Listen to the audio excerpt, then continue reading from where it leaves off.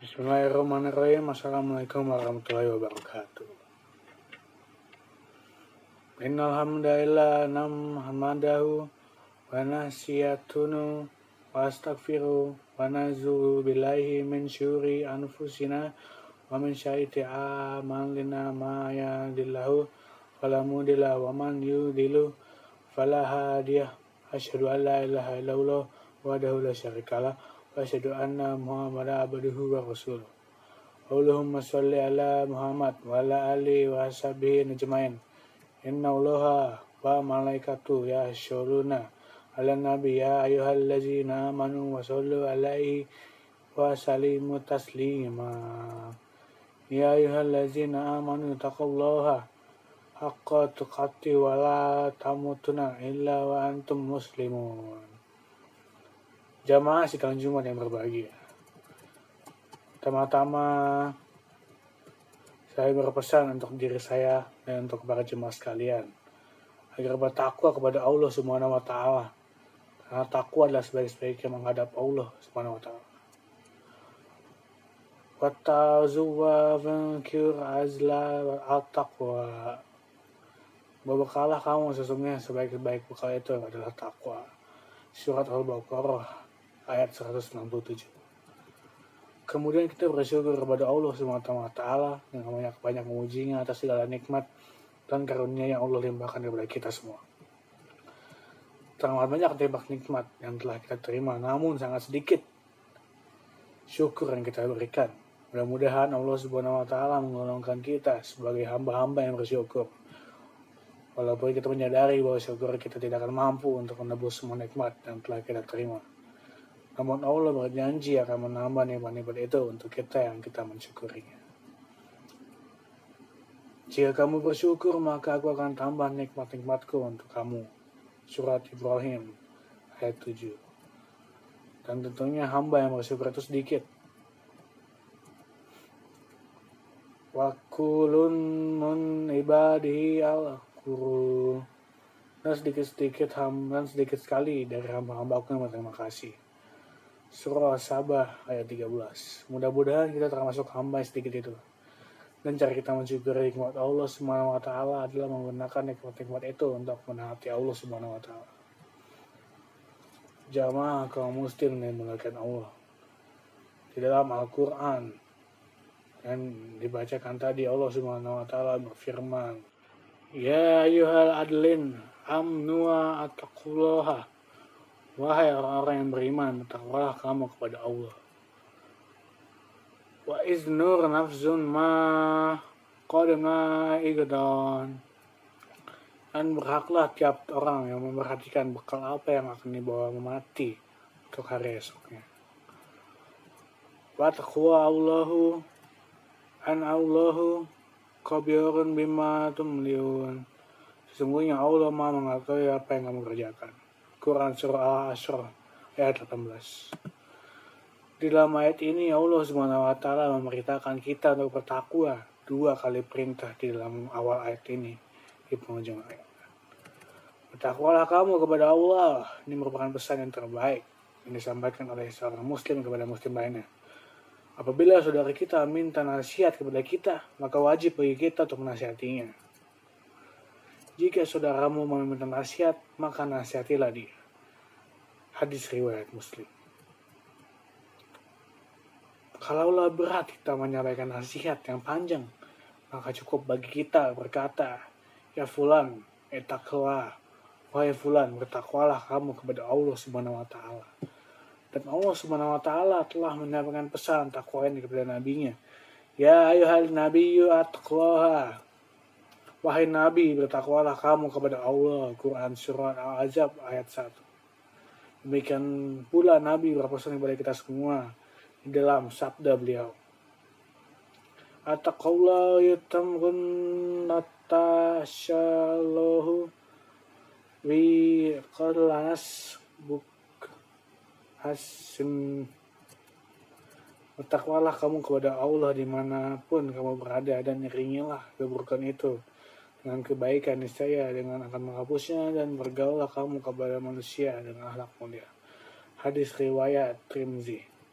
Dalam hadis ini Nabi berpesan kepada umatnya agar bertakwa kepada Allah Subhanahu wa taala, maka pesan takwanya adalah pesan yang paling banyak kita dapatkan dalam Al-Quran, di antaranya ayat yang sering kita baca.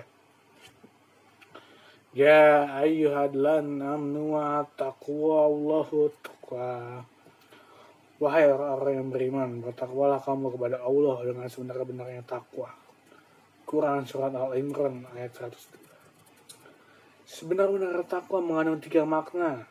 Pertama, sebenar-benarnya takwa seperti yang kita katakan Nabi Shallallahu Alaihi Wasallam, bertakwalah kamu kepada Allah dimanapun kamu berada, yaitu bertakwa kepada Allah pada saat kita sedang sendirian maupun di tengah keramaian.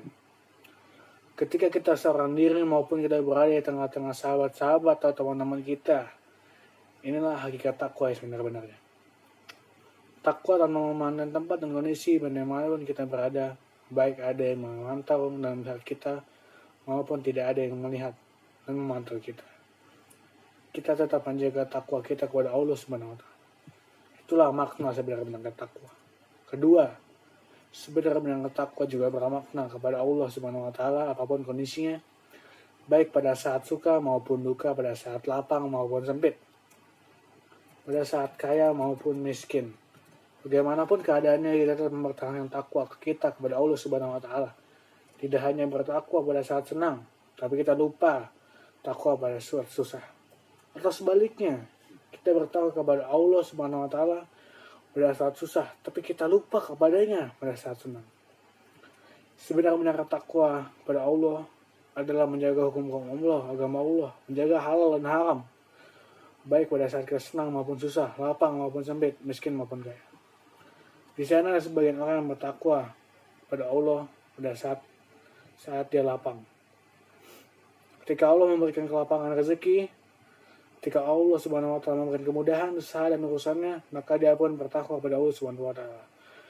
Tapi ketika Allah Subhanahu wa taala beri kesempitan, ketika Allah Subhanahu wa taala menahan sebagian rezekinya atau hilang, atau sebaliknya, ketika dia diuji dengan kesulitan, ketika dia diuji dengan kesempitan, ketika dia diuji dengan kemiskinan, dia bertakwa kepada Allah. Dia rajin di masjid, bolak-balik, mondar-mandir,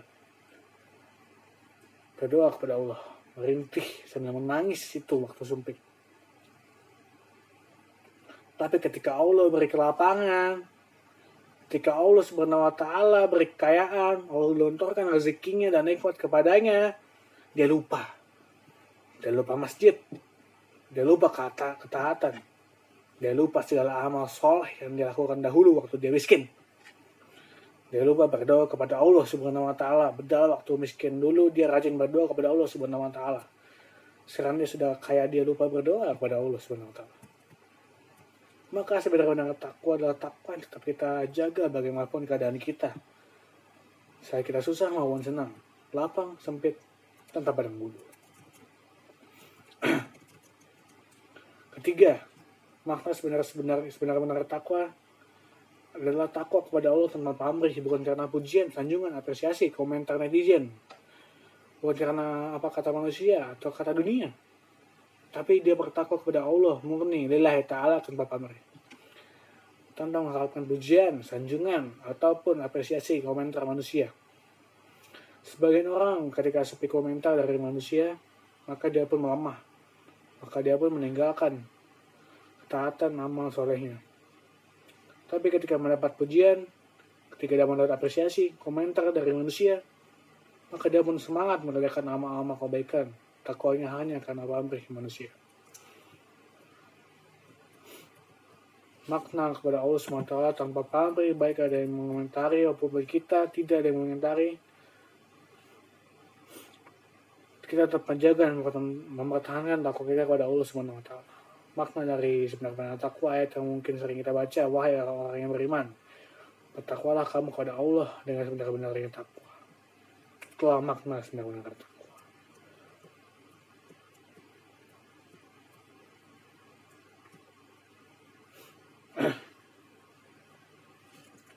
Alhamdulillahirrabbilalamin.